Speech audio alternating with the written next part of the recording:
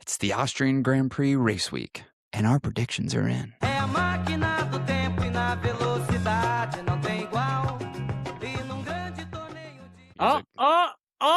Don't do it. No, there it is. You're gonna have to edit that out, Corey. Like, No, that's fine. I just did this. He's just dabbing. I'm dabbing. Did you guys ever Oh, watch? Wait, whoa. What do you think I was doing? I don't know. What do you think? You were I'm waving doing? to the crowd like Elon Musk does. You're just waving to the crowd like an autistic dude does. That's all you're doing. Sit. That was did you guys ever see? Did you ever watch the show Tires on Yes. Netflix? Dude, love it. Shingo? Yeah. Absolutely Tires. love it. So You know, the I got part where they roasted have the to other day for it. they have to and I was bring in like, the HR lady, and he goes like Shane raises his arm and he's like, "Oh, my arm gets stuck in this position." They're trying to push it down. It's one of my favorite scenes. It's one of the best shows ever created.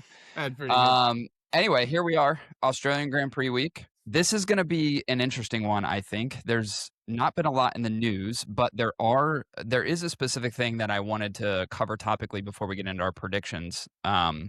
Upgrades. And that is Red Bull is rumored to be bringing a pretty substantial upgrade package to this race. Now, this is also their home race. So this is going to be, I think, interesting because you still have Max Verstappen, who Is Max Verstappen? let's call him the GOAT. And the team is not there's still an imbalance in the car. He did great in qualifying, but the pace just hasn't been there in the car. And a lot of things have come out, and I think like the recent week, as far as the exit clause that exists in his contract, which all drivers have. But there is the possibility that rumors having that if they can't get the car together, it's bloated, it's heavy. So one of the things that apparently they had fixed is to lighten the floor and lighten some other parts of the car so it gets under that that massive bloated belly that it has. And also, we could say, we're not engineers, but you could say some of the imbalances that exist, specifically when Max Verstappen is giving feedback, could all lend itself to be that the car has been overweight and it's messing up the balance specifically on some more curvy, turny type circuits, causing him to have to look over the tires more, et cetera, meaning that he's not going to have the same kind of pace in the car. I think Austria, I don't want to call it as like a make or break for Red Bull necessarily, but I think they're going to have to show something here, like substantial increase in performance, both in Hadjar and Verstappen, to really kind of show like, hey, we've got this thing under control. We're making the progression that we want to make, and we'll continue making this progression so we can get back into good form as we head into the latter half of the season. I do think Austria is that. I feel like there's another way. It's a home race. Like you've got to perform decent at your home race. Yeah, I think it's a very valid point. Max absolutely loves running around Red Bull Ring. It's a second home race with Buddy has like 3 home races on the calendar. He has Spa, he has Austria, and he has Zandvoort now. But this is the last one for a very long time at Zandvoort. No, I agree. I don't want to say it's make or break for Red Bull because I feel like there's pressure though. Because I think we all said that about Red Bull going into Silverstone last year. And then they just go to Monza and all of a sudden it's a brand new car. Right. You know what I mean? Also, mind you, Max took pole in Silverstone last year and he took a sprint victory in Spa. So listen, Red Bull was that the rainy Silverstone? Yes, it was the one in which he spun. He spun out.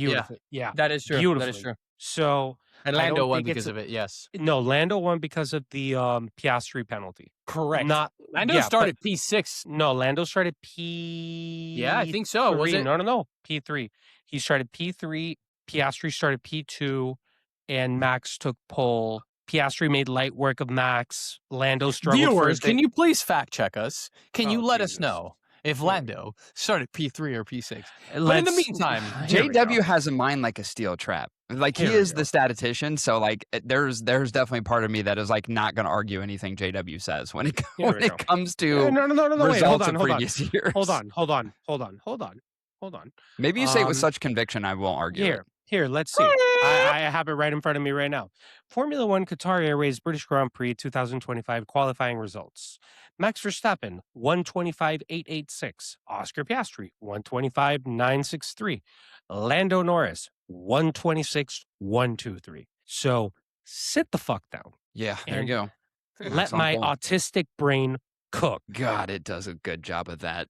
It really, it does such a good job. Your recall is fantastic. I love it. It really did. Yeah. It really I can't remember what the fuck happened yesterday. So this is wonderful. No, but wait, going back to this weekend's race, I think I do agree that if Red Bull is going to get on the front foot again, it does have to start this weekend because you're just digging yourself an even bigger hole. You're going to Silverstone next, which is going to be a very strong track for a Mercedes, for a McLaren, for a Ferrari even, although Ferrari hasn't done well historically over the past 5 years at Silverstone. But we'll see. I mean, I think at this upgrade package delivers what Red Bull is expecting. We're going to be heading into the summer break with a lot of movement at the top. Yeah. Like legit, when we always say like the big four could potentially be interchanging, which it already I mean, say what you will about last race. Lewis Hamilton won.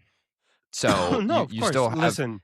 And I think Lewis Hamilton is on a trajectory. He's got the momentum. There's a lot in favor of. And that is really kind of shaken up that very, very top. Now, granted, circumstantial things, but that's racing. Circumstantial is racing. There's always things that happen that kind of shake it up. Well, I mean, the only circumstantial things that I don't really value or don't give. I mean, you have to value, but you don't give so much weight. Is when you're Esteban Ocon and you talk about Esteban, you say, well, Esteban has a podium. Well, okay, buddy, Esteban has a podium after qualifying 12, and it's one of those races you take a gamble and you end up P3. I mean, that's very circumstantial. Like, I would be the first one to be, yeah, dude, it's pretty circumstantial, but there's nobody that can say that the progress from Lewis Hamilton's, trajectory from race 1 to now has been linear and has been incrementally positive every single race. Yes, it has. I'm more saying that when you have the likes of like a Kimi Antonelli that DNFs or a Russell that has something that happens, and it creates the path, an easier pathway for Hamilton. Absolutely. And I'm with you. I'm saying like those are very lightly circumstantial. Like agreed. They also happen to everybody all the time. Yeah. Right. So, and now you have to capitalize with. I mean, I'm gonna tie everything that we've been discussing so far, what you've mentioned, what J-Dubs mentioned, and what you mentioned right now, very specifically with the circumstantial aspect of Lewis's win and Charles's last 2 bad races. Let's talk about Ferrari's upgrades. Are they bringing anything to Austria? Yeah. Really? Oh, yeah. Look it up, buddy. Engine upgrades and a gasoline efficiency upgrade. Oh, I saw that. Shell. Yeah, I saw that. It's even new, McLaren new is fuel. bringing in an upgrade. No. They're giving I mean, their rotisserie chicken. The McLaren upgrades are a bit minor, but minor. But here's what I'm going to say about Ferrari bringing upgrades, because I am going to give them flowers. I think that Lewis mainly. I think we've spoken about Charles already, but Lewis has been on an upward trajectory since China. And listen, if I was a betting man and you asked me who has a better shot at winning the championship this year, is it George or is it Lewis? In this very moment, I am hammering the Lewis Hamilton option. 100%. Do I think Lewis is going to be fighting for the championship come Abu Dhabi? No, I don't think so. I hope he proves me wrong, because as a fan, that would be awesome to see, but I don't see it happening. Now, with regards to the upgrades, Ferrari is one of those teams. It's a new engine. Before you say anything, just No. It's an engine upgrade. It's got 7 horsepower plus. Just making sure you know all the data. I'm just letting you know. I'm with you. Let me finish. I will let you finish. I just want to protect you from that's fine. From all the keyboard warriors out there. Just letting you know. Please do, because they've been hammering us on social media. Bring it on, Twitter fingers. I don't fucking cool care. Your jets, Tifosi. That's engagement for us. Come at me, bro. I don't care. They call it the I think it was right at the Duo engine. It's gonna bring dude. Listen, just I hear what you're saying, Alex, but you can't sit there and tell me that Ferrari hits on every single one of their upgrades. I've seen No. Ferrari go from No. having a Frankenstein What car were you gonna say, Corey? to having a great car and then them bringing upgrades and reverting back to a Frankenstein Yeah, car. but that's when they were actually cheating, so you can't really take that into consideration. They really had to build out of nowhere. Listen, They called the Ferrari- mechanics and be like, go buy a Toyota engine right now. Ferrari is the reason I call them updates and not upgrades. Yes, 100%. That's what I'm 100%. saying, essentially. So I want to see the upgrades work. Now here's the other interesting thing, specifically about this weekend. Did you guys see what the temperature is supposed to be? Insanely hot, dude. Insanely hot. And I think degradation on the track cannot be overlooked this weekend. Like, I think teams are going to have to really, really, really manage tires. And if they aren't good at managing tires, I feel like they're going to be on the back foot. If it is hot as they say it's going to be, like, that is going to be the killer of a lot of teams. And I want to see something. I want to see if this year's. No, it is not. We go back-to-back years with Austria not being a sprint, which is helpful for the drivers, especially when it comes to figuring out. I have a feeling it's going to be very similar to Barcelona in the sense that do we know what Pirelli's going to bring? I don't know Pirelli I don't know what one step compounds they're softer bringing. in Barcelona. Like, if they do that in Austria with that heat, you're going to get 8 laps on softs. So you see, here's where I think, and mind you, I am not an engineer at all whatsoever, but nor am I a tire whisperer. But you have a big differentiator in between Barcelona and Austria in terms of that tire degradation. 100%. And it's the wind. Like, listen, it might be hot as balls at the Red Bull Ring this weekend, but you're not going to have the wind. You'll say you're going to have the wind that you didn't have in Barcelona. And whether it's incremental or not, it is going to play a difference. I think the big issue for this weekend, and just basing myself on what I've seen so far this season, we're headed to a very track limits heavy. Super track. What did I say yesterday? 1, 9, and 10. And I think 10's the one that they always get 10's the big flagged one. on. 10's the big one. You'll get 4 drivers that will get flagged on 10. This is going to be... Kimmy's done. Yeah, I don't want to say he's done. I do think he's going to struggle. For example, like we're obviously Piastri and Lando always go track limits in Austria too. No, but you see, here's the difference. Lando and Piastri know when they've received, like, once you receive that second warning. True. Because I think Lando, I think it was last year or the year before, Lando had a lot, like, halfway through the race. He goes, I got you the rest of the race. We're good. It was 24. It was 24 when he crashed with Max. Okay, He was looking down on a track's limit penalty. That was 24, no? That was 24, which is when... Sorry. I'm an idiot. I thought you were saying it was 24 warning. I was like, what are you talking about? No. However, 2024. However, in 23, we had that Austrian Grand Prix where everyone and their mother got track limit penalties. It was one after another. It was literally the FIA could not keep up. But I think you're going to have that again this year with this new regulation set. I really do. I think you're going to have more people sliding past track limits than what we saw last year for sure. I think it's going to be much more intense this year. That was a GP that Danny Rick broke his wrist. No, that was Zandvoort 23. He broke his wrist trying to not hit Oscar because Oscar had crashed and Danny Rick was coming up. Yeah. So he said, I'm gonna crash into the barriers. Way I don't crash into Oscar. I'm not gonna lie. I think the track limit violations, knowing that they're coming, is going to be fun to watch. I don't know why. It just is so. It just gives an additional element to the race that if it's your drivers, you're on edge the entire time. Like, don't do it. Anybody, what was that last race where Kimi Antonelli was flagged for? They're like, you got one left. He did get it, I think. But yeah, he received the 5 seconds. He just received it after he DNF'd. So I don't know if this is going to result into a grid penalty for Kimi this weekend. Yeah, I don't know. So. I don't think so. They would have announced it by now. No. Usually because they haven't said. I don't know. They would have said something by now, in my experience. But I think, listen, if there's a guy that has to really capitalize this weekend, it's because you're headed to a track where track limits are going to be a problem. Now you know that track limits is a problem for your teammate. George Russell needs to be on his. If he has any chance at clawing this championship back, it's going to be at a track like Red Bull Ring. It's going to be at a track like Silverstone. I do think George is going to have the upper hand on Kimi in this particular. Well, he's 100%. won. I think He's there's won no here doubt about it. before. He's won won here and before. he's gotten pole and won. No, I don't think he's gotten pole and well, hold on, maybe. Give me a second. You careful what you say, buddy. Statistician, You've never been here it wrong. comes. Here it I think comes. he Let's see. was- No, I no, think no. it We'll was- see right now. I think he was pulling 24, if I'm not mistaken. Let's Maybe 24. I see. think 24, yeah. Recent pole sitters in Austria. 2025 Lando Norris, 2024 Max Verstappen, 2023 Max Verstappen, 2022 Max Verstappen. So new pole positions for Georgie boy at Red Bull Ring. He did, however, win that race in 24 thanks to Max and Lando fighting. Crashing. Okay. Yeah. He has won at Red Bull. He won 24. He didn't get. Yes. Okay. He wasn't for sitting sure. pole.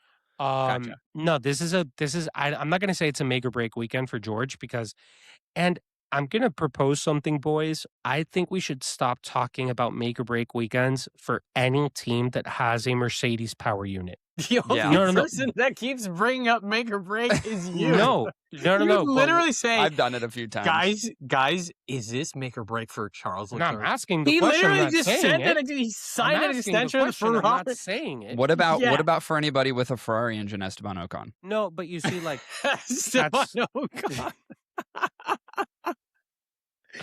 What No, about I think- anybody with a Ferrari engine? Is that one these Mercedes power units, man, they're no joke. And I mean, when are we gonna get a clean race where all Mercedes power units finish the race? I think it's gonna. I don't know. I think it's gonna be a while. You saw Adrian Stella said how he's been disappointed in the support or lack thereof of their Mercedes team.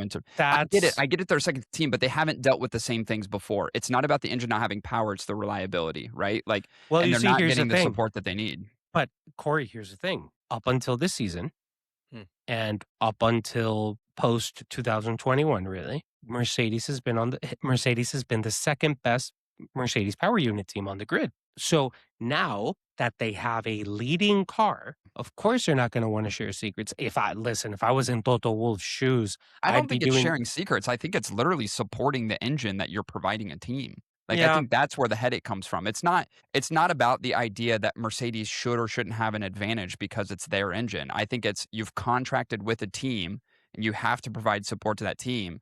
And the recognition thus far through the first part of the season up until now is that they're not getting the support that they need when it comes to the reliability issues. And now, to me, I look at that as that's a problem. That's a major issue. Here's the thing. I see what you're saying. I'll give you another one. This is a very interesting, long-winded topic, actually. We can go on for a little bit. What if it's not necessarily that Mercedes isn't supporting as they usually do, but it's the fact that they can't support because they actually don't know the answers to the questions. That could be a real possibility. We don't know what's behind the curtain, but that could be a real possibility because every single team has struggled. Every Mercedes power unit has struggled with their power units. I mean, it's been the reality. Why did you just answer like Bush being asked a question about terrorism, not knowing the answer? That could be a real possibility. Now watch me hit this drive. That's one of my favorite clips ever. Oh, dude. God. Yeah, that's actually it's fair. It's fair. And there's like you can argue there's very interesting takes on this. It's like, what about if there's a vested interest on the supplier team, not just for the purely transactional aspect of acquiring and selling the engine, but also, hey, we have the right to 10% of the constructor's purse if you win with our engine supply. Like, there has to be some contractual things that we don't see anyway, and that we don't understand. And it's like and also very clear, communication and feedback protocols that, if breached, can lead to economic sanctions within FIA regulations and with I guess third party civil law procedures, right? So like I'm just saying, like, there could be two-way protection for the buying for the acquiring team, because at the end of the day, you have to imagine there is. Of course, 100%. you're It'd be already wild to suggest there isn't. you're already on the fringe of being a very monotonous sport by allowing other teams to supply by allowing teams to supply other Maybe teams' engines. 4 Like teams. it's literally 4 engines. It's 4 Yeah. engines. That's It's pretty like, crazy. you know, Well, it's 8 engines total. Like Yeah. that's a lot on exactly. the grid. That's a lot Yeah. of engines on the grid with the same power unit. It's a lot. It's a lot, and to be honest, it takes a little bit away from. I mean, you could definitely see that they work very differently. So that begs to differ. Are we going to just simply say, "Hey, I'll supply you with the engine, with the only safeguard being that we're not manipulating and we're giving you exactly what we are working with." But then it's up to you to figure it out. Like, Interesting. is that the other side of the coin where we as fans and we as as spectators and as entertainers of the sport itself, be like, okay, now this makes sense. Because I mean, at the end of the day, like the whole point of being a Formula One and being a Formula One team is that you would have to be able to develop. Like maybe there should be a 1 or 2 year grace period where you could buy these engines and you could literally go with your resources into your warehouse, into your team, into your factory, and replicate it. That's how it used to work. No, Goes wait, Alex, that is how it works. I Cadillac, know, but what I mean is only with only a grace period, a defined grace period where you could do it, and then you could literally have to build from the scratch.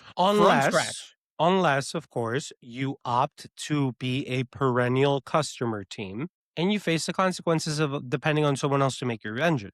Like I think what I'm understanding is every team should be given a 2-year grace period, a 2-season grace period, and then be obligated to produce its own power unit. Yes. Okay. Yes. I like that. That I would like be that interesting. idea. Audi coming in, Porsche coming in. If you're Mercedes, if you're Ferrari, I'm Isn't not even Audi going to say doing the that big anyway? ones.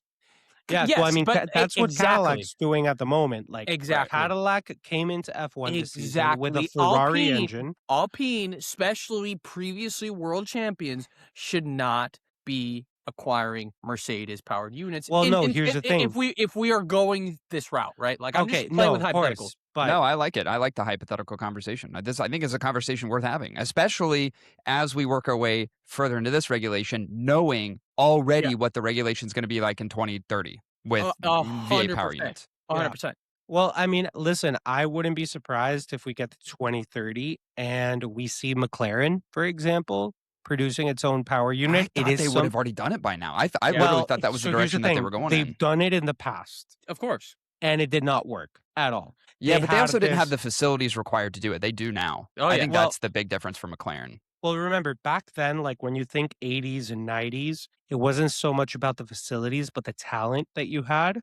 And McLaren did have that talent with Honda.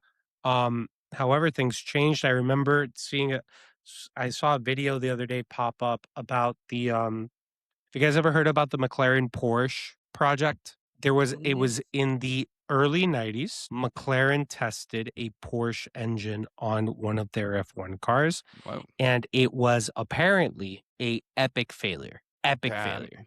I can't say I'm surprised, but no, I mean, listen, it surprises me a little bit because Porsche in motorsport as a whole has been quite successful. Yeah, of course. So you need to be like you. I mean, are you really not? Are you really surprised? Like, I am kind of surprised only because Porsche has been a staple in certain series, and I think about the production, and so it's one thing to develop the thing that has power. It's another thing to develop the thing that has power that better balances a car that you have to balance. Yeah, 100%. To the degree that you have to balance an F1 car. And I think that's honestly part of the restriction that we see with other teams. Like when you see the disparity between a Williams, who's a Mercedes power engine, and Mercedes, who has the Mercedes power engine, or Alpine, right? You see the differences between these teams and what they're able to produce on track. And it has to do with so much of the development around that power unit. The power unit is just one segment of everything. And smaller parts, and aerodynamics, weight, aerodynamics, etc. Yeah, there's so much that goes into that balance that the other teams haven't figured that out. Like that's one of the things. But that also, to me, is kind of what makes it fun. When we talk about you have 4 Mercedes power units, 4 different teams, well, that team still has to develop everything around it. They still have to figure all the other things out, the parts and pieces. They got to figure that puzzle out. Yeah. That makes it kind of interesting, I think, to a degree. But I also do like the idea of some teams separating from certain engine manufacturers and either developing on their own or finding other engine manufacturers, i.e. Red Bull, with a 4 power unit. Like there's other ways to go. I wish there was a bit more diversity. But I do, it is kind of nice to see even in the first part of this regulation, because so much of the car is different. And then you have this new power unit. It's like, yeah, everybody's trying to figure it out. No one's going to have it. No one's had it perfect. Not one team has had it perfect. Some just have it better than others.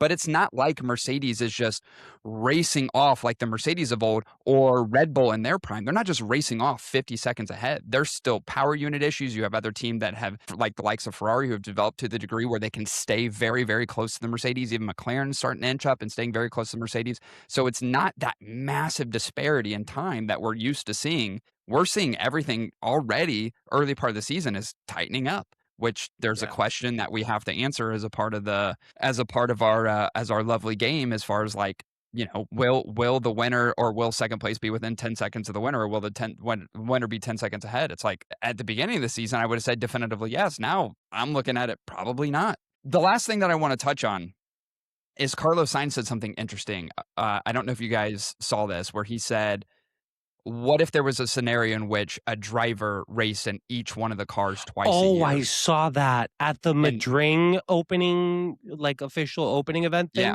Yeah, basically, like, what if everybody had a chance in a car? Then you would truly see who the best drivers. And I was like, well, that of course will never happen. But it kind of brings up something interesting about the talent of drivers overall, and sometimes being handicapped by cars. What could you potentially see? Now, there's a lot of flaws in what he's saying, because it obviously wasn't thought through to the degree that of course you could create all the scenarios. But it is kind of an interesting thing to ask. Well, I would love to see, like, I think this brings up a great conversation. A lot of race series do this. You see it in IndyCar mainly with the Indy 500, where you see drivers one-off drive for they just come in. They just come in for the 500. NASCAR literally did it this weekend. Corey Haim won the race. Yeah, and then Magnussen showed people the definition of "fuck around, find out." Dude, that was so funny. That guy got so pissed, and Magnussen's like, "Fuck off," which he did. I love the reference to Nico Hülkenberg too. And I even saw, it was kind of interesting seeing. There's some NASCAR podcasts that I listen to, and they're like, "Yeah, these NASCAR drivers just aren't used to." Like the F1 guy, they're just not used to what these F1 guys do and what they know. Like they have to understand that, like, you aren't going to bully arguably one of the best drivers in the world, being Kevin Magnussen. If you really look at it from all the people that race and all the different series, he's still top echelon. And they're like, dude, you aren't going to like bully Kevin Magnussen. It's not going to happen. This is what I love about that man. And I'm a big K-Mag fan, like really big K-Mag fan. I like him. He's saucy. Buddy went from getting pole position. Sorry, no, not pole position. Hyperpole at the 24 Hours of Le Mans, then having issues with the car, and the car didn't finish where it should have, and then going to NASCAR. Yes. Yeah. By the way, he took fastest lap, which I thought was interesting. He's such a G, dude. He's such he's a G. Yeah, it was interesting watching, like, for the example that you said, JW, where there are racing series where you can plug in other drivers. I mean, the fact that, like, you know, Corey Haim's young, he's 23 years old. They had him contracted for that race. He ended up winning it, like, in glorious fashion. Kid's 23 years old. And I mean, he'll be a full-time driver next year, which is awesome. But it was like, they just plugged him in one time and he freaking won the race. I mean, he won the race. Carson Hocevar did that earlier this year too.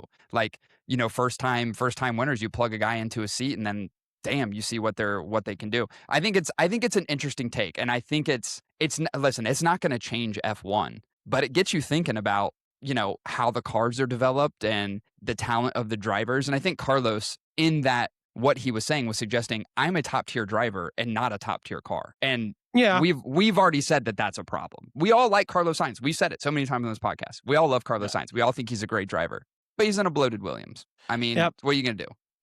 All right, boys. Let's get into it. Pitter patter, let's get at her. Oh my God, these questions this week. Jesus. We are on like a strap on. Dude, you guys, I will tell you this. My dream scenario is Very specific. You're gonna be like, you guys are both gonna be like, what the fuck? Wait, it's not sexual, right? It's not sexual at all. I Oh, mean, it's gonna just- get me horny if it happens, but it's not inherently sexual. If it happens, dude. Oh my God. Yeah, I will. All right, boys, I'll let's go. squeeze out a load.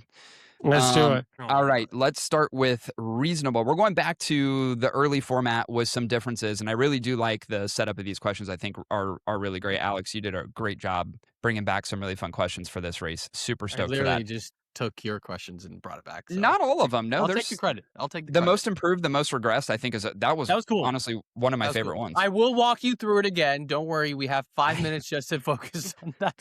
I appreciate it. All right, let's start with reasonable predictions. And Alex, I'm gonna start with you since you are the one that came up with the questions this week. What do you think is a reasonable prediction for the Austrian Grand Prix? Red Bull gets points, and by Red Bull I mean Red Bull, Ford, Red Bull. Gotcha. Ford race. J-Dubs? I'm fucking sick and tired of this man. We're just letting him get away with this shit. It's a reasonable prediction. I don't care. It's a reasonable. I don't care. Okay, It's a reasonable prediction. It's supposed to be reasonable. Exactly. I am tired with this bull. I'm tired. I don't even know if mine's reasonable. It's not like I'm a given one. exhausted. Like the race Okay. will start. It's not like a dumb. This is Fucking with reasonable. you. Relax. All right, my reasonable prediction: Brit on the podium. I'll a Brit take it. on the podium. Yeah, I'll take it. Okay. Yeah. Hello. Hello. Hello, Georgie Lewis. I think this is. I mean, I don't know how obvious this is, but I'm saying Ferrari points. I mean, it's obvious. No, I think That's that's fine. No, That's that's fine. fine. That's fine. That's reasonable. That's reasonable. Let's go into bold take. Bold take. J-Dubs, let's start with you. I think pole margin is going to be over half a second. Whoa. I'll Yeah. allow it. You think so? Corey, go Pole look margin at the over half a second? Go That's look at the pole margin from last season at Austria. Yeah, it's a Okay. different car, homie. Yeah, exactly. True. It's fine. True. We'll allow it. I'll allow it. I'll allow it. that one. I'll definitely I'm allow it. definitely going to allow that one. Fine. Go for it. I think it's going to be within hundreds. I think it's going to be a fine. I think it's going to be like Barcelona. It's going to be a fine margin. You think so? Yeah. And the top 3 will be a fine margin. Actually, I could suggest the top 5 won't be under half a second, or will all be under half a second. All right. I'll lose points. It's fine. Not like I can do much about it anyways. You may actually get it. You fun. never know, dude. You never know. My right. bold take is Hadjar gets a podium. Wow. Ooh. Alex? We haven't had one of those shouts in a while. I like it. I feel like you got to give me that one. That's a decent bold take. No, Oh, no, of no, no, course. no. Of course. We'll allow it. Allow it. If he hadn't gone 2 podiums already, even if he was demoted of last one, I would consider it for a dream scenario. But he's already got one this year. So Yeah, I'm thinking the same accepted. thing. Plus, he had a pretty good result last race too. You can kind of see they're starting to inch ahead. So I Yeah. thought it was good for bold, not dream. You guys are gonna you're gonna think my dream one's wild. I can't wait to tell you. Charles beats Lewis. Ooh, Bolde. I like it. I'll allow it. Okay. I'll allow it. I'm not gonna veto that one. If you would have vetoed it, it would have been fine because J-Dub allowed it. So shut the fuck up. Shut Yeah, up. I know. But I still up. want to make my stand. It's kind of like being in Congress, knowing that your vote doesn't matter, but you're gonna stand on it anyway. It's like being a Democrat on like tax reform. You're like, I'm gonna throw it out there, but no way this is gonna get. But no way. It's all about my principles. Yeah. All right, let's get into dream scenarios. Alex, let's start with you. What's your dream scenario? Can't wait to veto it. You're gonna veto it. Max wins. I'm gonna veto it. Why? I'll tell you. J-Dub, don't say anything yet. J-Dub, Listen, as we you go cannot make further, your I'll case explain until why. Okay, yeah, perfect. J-Dubs, you're Alright. the one that always It's a fucking yells Max at me. Why It's do a you Max keep win. allowing this? It's a Fuck Well, up, hold bitch. on. Mhm. If I go by the current state of that Red Bull or Mhm. Red Cow, really, There's no shot. Except they're bringing a massive weight reduction package. Well, to no, but Austria. here's the thing: do we know if that weight Update. reduction is actually going to We don't know. improve It the could car? adversely Yeah, affect so them. I'm just saying. This is a Red Bull track. therefore, J-Dubs, why are you Corey. arguing for it? You never again. Let me be clear. Chaos, and I like it. J-Dubs, let me be very clear about something. Before you say yay or nay, let me be very clear about something. Mm. You are the one that always says to me, why do you keep allowing him to do this? You scream it from the rooftops. You cannot say this anymore. I'm vetoing this. If you do not veto it, you have no rights to say that to me anymore. That's all I'm saying. What? You cannot say that, bro. That's actually a threat. That is legitimately a threat. Veto. It's not a threat. I didn't say I'm going to murder you. Veto. Yes. Whoop. Fuck you, Alex. Yeah. Fuck you. I love you. I'm sorry, but I love you too, but fuck you at the same time. We can't allow this to happen anymore. Damn. Hey, we'll go to J-Dubs. You can rethink yours since we just vetoed it. Dude, you should add a backup. You knew you should add a backup. You knew you should add a backup. Let's give him a sec to come up with No. You go, J-Dub. I'm thinking about mine. All right. My dream scenario is, and listen to what I'm saying. My dream scenario is a McLaren 1-2. I'll allow it. Oh. I'll allow it. Veto. I'm just kidding. I already got mine. You asshole.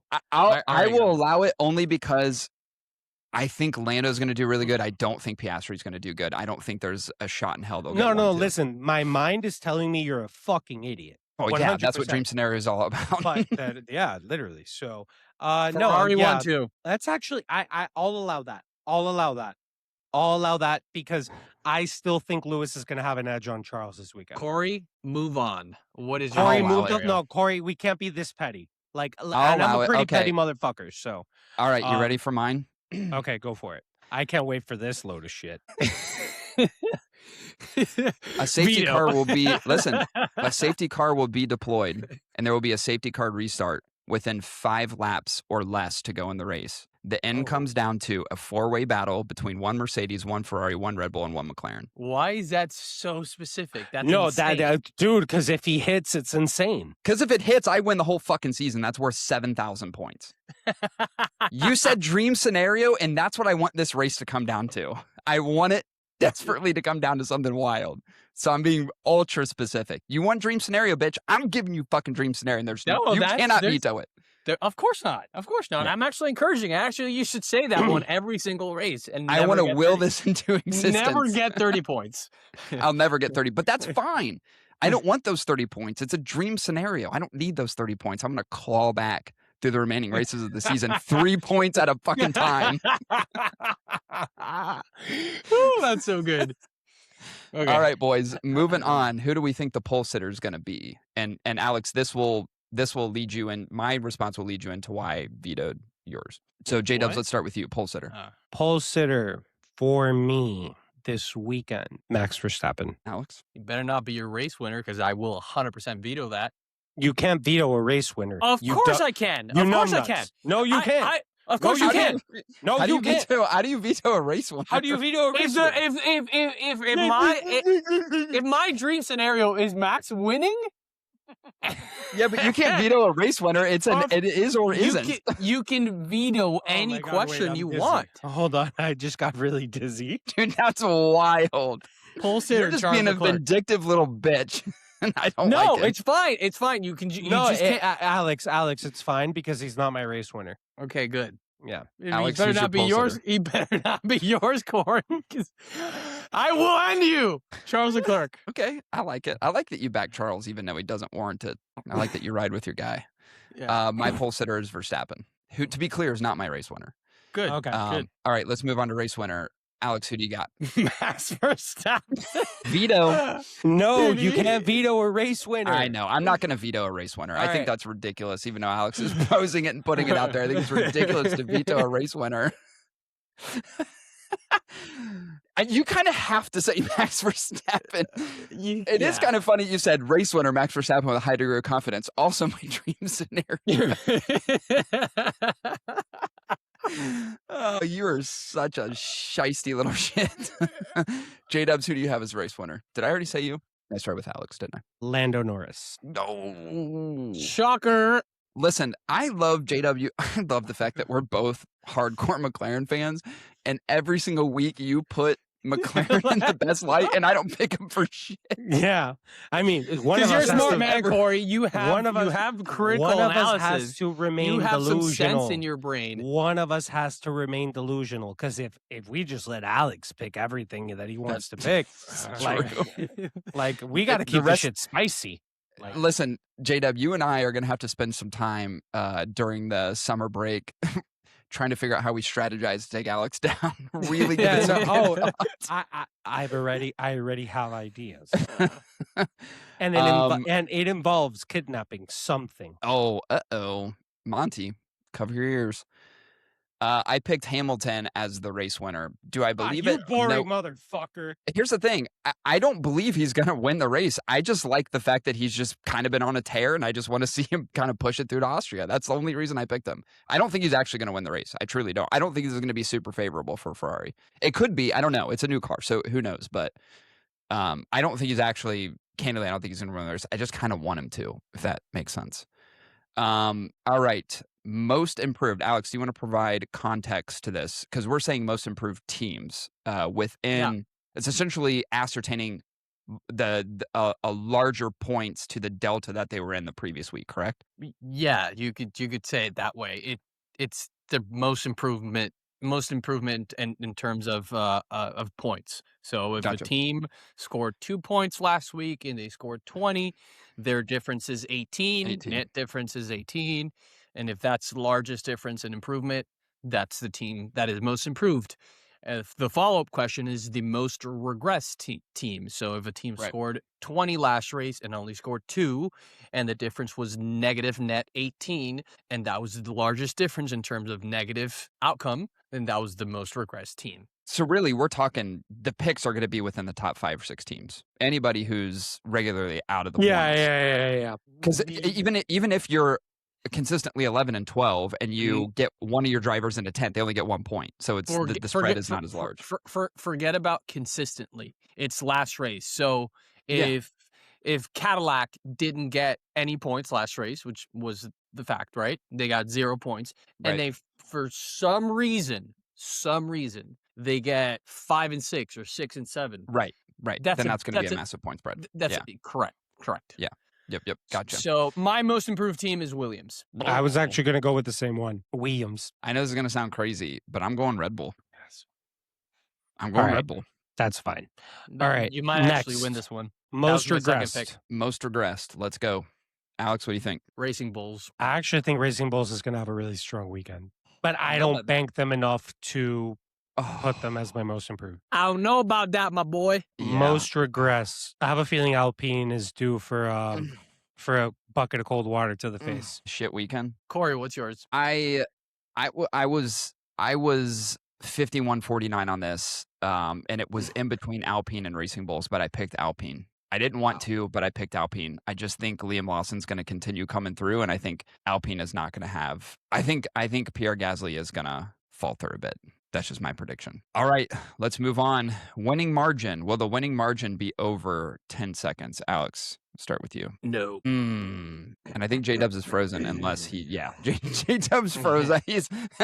We complete. All this fucking crazy talk just killed his internet. His internet was finally like, stop, don't do it. Don't let it. Oh, let's see. Just like, don't let this guy talk anymore. He's going sideways now. I don't even know what I'm doing because my computer went to put. Like it literally just turned off. It has full battery. I can see you now. That's all right, buddy. It all works out. So we'll go back. Let's do this.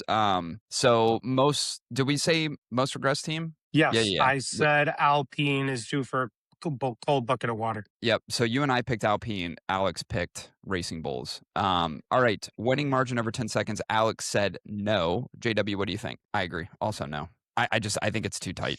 I don't see a scenario where it's going to be. No, I just think it's the track. I don't think it's necessarily how tight it's going to be. I just think it's a track where you don't see that often. Yeah, it's a good point. All right, so non-Big Four driver in the top 5. Let's provide some context to this definitionally. Alex, non-Big Four driver, we're saying Mercedes, McLaren, Red Bull, and Ferrari. Correct. So repeat the question? Will there be a non-Big Four driver in the top 5 for the race win? Oof. I see the only scenario that I see where that's going to be possible is if there's DNFs. Yeah, and I don't know if this is going to be a DNF heavy race. I'm going to go no. Alex? Same. Yeah, I also said no. All right, so I'll no for that one. Next one. I like this question. This is perhaps my favorite one. Guess the top 10. Wait, is it top 10 reaching Q3? Q3 is what I meant. Yes, not Q1. Yeah. Because you said Q1, and I wrote down Q1, but I was like, wait a second, that's not right. Alex, in order? No. No I don't think we particular should do it order. in order. You just have to guess who makes a cut. Perfect. So- I'll go so- with mine. So the person who guesses the most amount of drivers that make the cut gets 15 points. This is a 15-point question. I like And it. if there is a tie, I would say we both get 15 points. 15. So Perfect. Sounds good to me. you go ahead, I'm ready Jacob. to rip mine. I'm Okay, ready to rip mine. go. I'm Go, going to go both Mercs, both Ferraris, both McLarens, both Red Bulls, Gabi Bortoleto, and Franco. Oh, that's interesting. Oh. Alex, what say you? 2 Mercs, 2 Ferraris, 2 McLarens, Max Verstappen, Colapinto, Gasly, and Carlos Sainz. Oh, I like that. That's an interesting one. I like it. I do like that. I like the Carlos. I was Sainz actually kind gonna of- go with Gabby, but I'm like, listen, dude, Carlos is bound to, just because of the heat, the excessive heat, and how good of a driver Carlos is managing tires. I'm gonna go with Carlos. At least finish. I actually like that. As unreasonable as I think it's gonna be, I actually like the pick. But when you say Carlos Sainz, let's be clear. You're saying he will be P10. Correct. Yeah. Yeah. You I know the order doesn't That's matter. a big but just- win. That is a big win. It's a That big is- win. I'm not saying that's it's a big not. win. I'm not taking anything away from him. Yeah. All right. My top 10 that will reach Q3, both Mercs, both McLarens, both Red Bulls, both Ferraris, and then Pierre Gasly and Liam Lawson. Yeah, Liam actually is really good around this track. That might have been a good shout. He's also Damn. just been driving his balls off. The lights out of that car. Yeah, He's just been doing so good. 100%. I So I have to go with actually that one. believe that he is bound for a whoopsie. I think he is too. Honestly, that was the hardest one for me to pick because I was just like, "There's no way this streak I can want go to see on. him in. I want to see him and Lindblad crash. I into don't want to each see other. either one of them crash. I like both of them. I like- love them both, but Yeah, I think he is due for a whoopsie. I agree. Like, I feel like the F1 gods are like, you shall not get more points, and they're just going to strike him down from the thou mountains of shalt Austria. not soar further. All right, last next, boys. question. This is the last one, Alex. I like this post question. Will Max Verstappen finish on the podium? Alex, what do you think? Yazerski. J-Dubs? For the sake of keeping this entertaining, no. Also, for the sake of keeping it entertaining, yes. I think he will finish on the podium. All right. I actually have a wild card question for you all. Will Kimi get track limits penalty this weekend? Dude, I think there's going to be 3 drivers that get track limits penalties. Yeah, no, but will Exactly. Kimi be one of them? I think there's a good possibility. I don't know. I think because in the last, I don't know. It depends on how the feedback was delivered to him last time and whether or not he's going to receive that feedback favorably or whether or not he's going to let his instincts take over.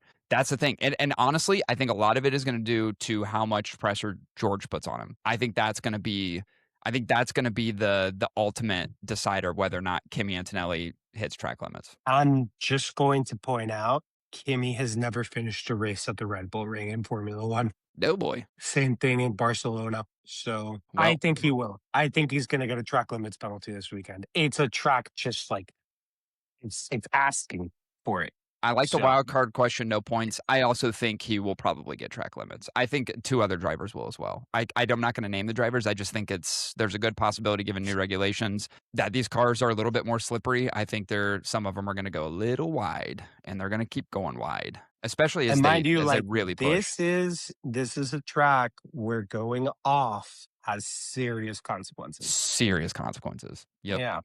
Yep. Man, Can't wait like to see this- Stroll in the gravel, Yeah, me too. per usual. I can't wait. Per usual. But anywho, Evil. Alex, Yep. track limits, Kimmy. No. Okay. Why? He doesn't actually believe it. He just wants to be a contrarian. Yeah. For sake of keeping things interesting. Fuck you. I love it. All right, boys. That was a good one. I really like that. I liked our I thought the middle, it's talking about the I really like the hypotheticals. Those are fun. That's better than the bullshit news that's out. But anyway, hey, everybody What do you mean? subscribe on- We're also interested in Charles Leclerc's wife being pregnant. Yeah, she's just fat. That's what happens after you get married. Jesus, Corey, no. I'm kidding. doing You know she's so too good. vain to ever get fat without it being a baby. That's just we just know that that's the case. Maybe that's why they got married. She's already a little bit pregnant. Oh Jesus! Don't want to disappoint the parents. I'm not laughing Oh about my- it. I'm not laughing about oh this. my I'm laughing God. about something else. Sure.